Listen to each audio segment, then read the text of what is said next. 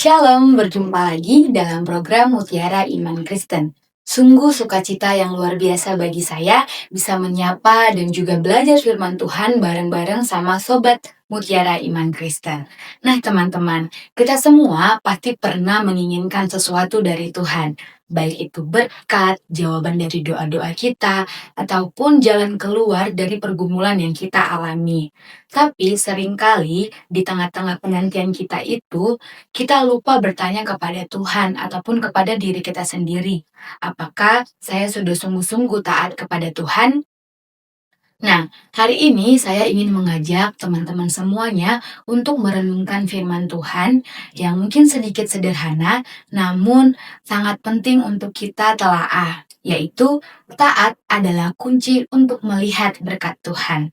Bersama saya, Rona Pinita Silitonga, mahasiswi Fakultas Perikanan dan Ilmu Kelautan Universitas Brawijaya, Angkatan 2021. Nah teman-teman, kita semua pasti ingin hidup kita diberkati oleh Tuhan, ingin melihat pintu yang terbuka, ingin melihat mukjizat yang terjadi, dan juga doa-doa kita yang dijawab. Tapi pernah nggak kita nanya kepada Tuhan, Tuhan, aku udah taat belum ya? Nah, mari kita renungkan satu hal yang penting ini, yaitu taat. Seringkali kita ingin mukjizat, ingin berkat dari Tuhan, tapi kitanya nggak mau taat. Kita pengen hasil yang besar, tapi kitanya enggan untuk memulai langkah yang kecil. Padahal sebenarnya kuncinya itu ada di taat. Ibarat sebuah pintu yang besar dan kokoh, kita Ibarat pintu yang besar dan kokoh, kita semua ingin pintu-pintu itu terbuka. Misalnya pintu kesembuhan, pemulihan, masa depan yang cerah. Tapi kadang Tuhan bilang, "Nah, aku sudah kasih kunci sama kamu, tapi kamu harus pakai kunci itu dulu." Dan kunci itu adalah ketaatan. Terkadang kita menunggu Tuhan untuk membuka pintunya.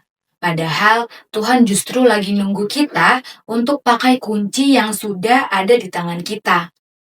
Di Alkitab ada banyak contoh bagaimana berkat Tuhan itu datang setelah ketaatan. Contohnya di 2 Raja-Raja 5 ada kisah Naaman, seorang jenderal yang kuat, gagah perkasa, disegani, namun dia memiliki penyakit kusta. Dan ketika dia datang kepada Nabi Elisa untuk meminta kesembuhan, Nabi Elisa menyuruh dia untuk mandi di sungai Yordan sebanyak 7 kali. Namun apa yang dilakukan Naaman? Dia malah marah, dia merasa itu tidak mungkin, tidak masuk akal. Lalu dia kembali untuk kali keduanya ke Nabi Elisa dan menaati apa yang dikatakan oleh Nabi Elisa. Lalu apa yang terjadi teman-teman? Naaman menjadi sembuh. Kulitnya yang kusta itu telah pulih menjadi kulit yang normal. Nah, teman-teman, mukjizat itu datang setelah ketaatan. Sama seperti Naaman, Tuhan minta kita untuk taat dulu, walaupun sebenarnya kita belum ngerti, kita tidak nyaman. Tapi dengan taat ini, itu bukan soal kita ngerti dulu baru nurut. Tapi justru kita harus nurut dulu, kita percaya bahwa Tuhan tahu apa yang dia lakukan. Karena ketaatan itu adalah kunci untuk membuka dan melihat apa yang Tuhan kerjakan dalam hidup kita. Tapi bagaimana kalau misalnya kamu bilang, aku udah taat, tapi kenapa hidupku malah hancur? Nah, sini-sini, aku mau kasih cerita tentang Ayub. Ayub adalah orang yang benar. Dia takut akan Tuhan, menjauhi kejahatan. Namun apa yang terjadi dengan Ayub? Dia dalam sekejap kehilangan semuanya. Anak-anaknya mati, harta bendanya habis, dan tubuhnya dipenuhi oleh borok. Lalu istrinya mengucapkan, kutuki saja Tuhanmu lalu mati. Tapi apa jawaban Ayub teman-teman? Dia malah berkata, Tuhan yang memberi, maka Tuhanlah yang mengambil, terpujilah Tuhan.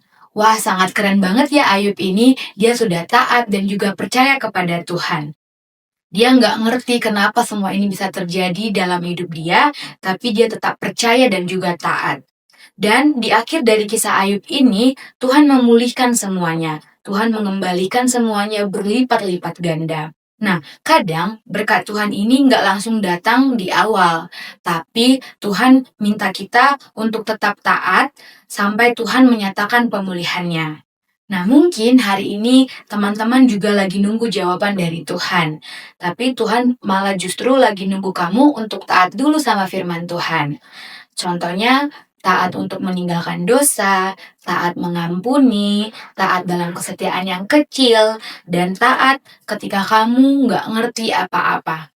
Contohnya begini, misalnya di dunia pekerjaan ataupun di kampus, kamu diminta tetap taat untuk jujur, walaupun sebenarnya teman-teman kamu curang dan malah naik jabatan. Kamu juga diminta untuk taat jaga kekudusan hubungan, walaupun dunia ini bilang itu adalah hal yang biasa. Kamu diminta untuk taat dalam setia dalam pelayanan, walaupun kamu tidak pernah diapresiasi. Contohnya lagi, kamu disuruh taat untuk memberi, walaupun kamu sendiri tidak punya apa-apa. Nah, dari hal-hal yang kecil seperti inilah Tuhan melihat dan itu yang jadi bukti bahwa kita layak untuk menerima berkat Tuhan yang lebih besar lagi. Mungkin kamu juga berpikir, tapi kalau aku taat, apakah hidup aku malah makin susah? Semua orang pasti pernah di posisi ini, tapi justru disitulah kita belajar bahwa ketaatan itu bukan berarti semuanya langsung enak.